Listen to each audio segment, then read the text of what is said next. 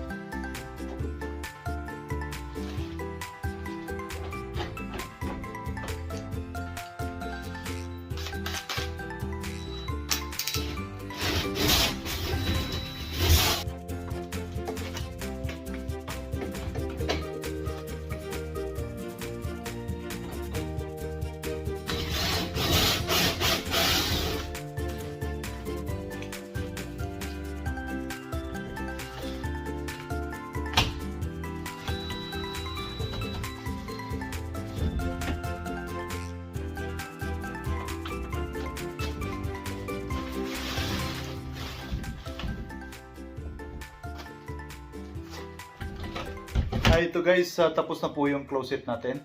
Yan, yun po yung itsura niya. Bubuksan natin, yan.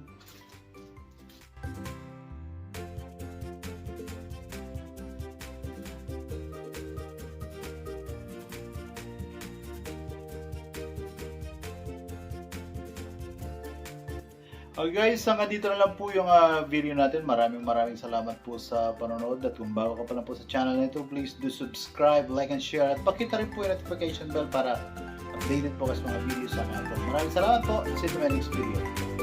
Bye-bye!